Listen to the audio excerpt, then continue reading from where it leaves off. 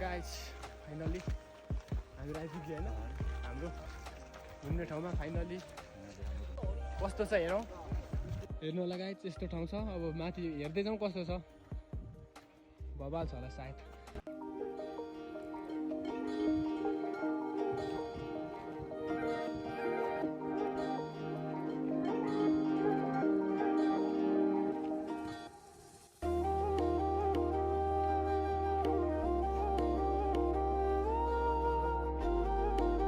हामीहरू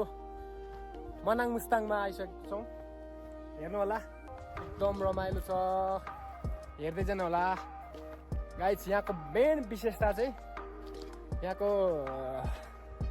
मेन चाहिँ के रहेछ भने भेडा फार्म रहेछ यहाँ चाहिँ बबाल भेडा लाखौँ आमाम भेडा त लाखौँ भेडाहरू छ गाइस अब हामीहरू भेडा हेर्न जाँदैछौँ हेर्नु होला यहाँको मनाङ मुस्ताङको भ्युज हामी खतरा हिँडिरहेछौँ हेर्दा थकित भइरहेको छ शरीर तर पनि यहाँको प्रकृतिले चाहिँ हामीलाई एकदम आनन्द दिइरहेको छ हेर्दा हेर्दा थकित भए तापनि यहाँको मौसम यहाँको नेचुरल हेरेर चाहिँ एकदम हामी मनमोहक भएका छौँ त्यही भएर पनि थकित शरीरहरूलाई हामीले भुलिदियौँ होइन दाइ टक्कसँगले आम्माम माथि भेडा हेर्नु न दाइ भेडा आम्माम कुदिरहेको छ भेडाहरू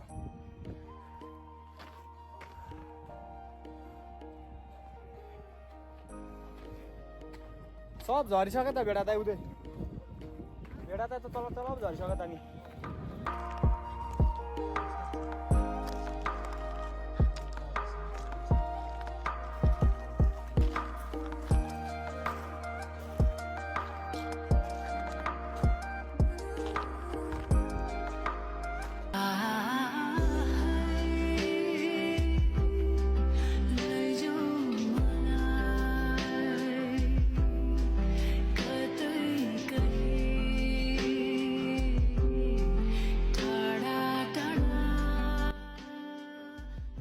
एकदम धेरै रमाइलो रहेछ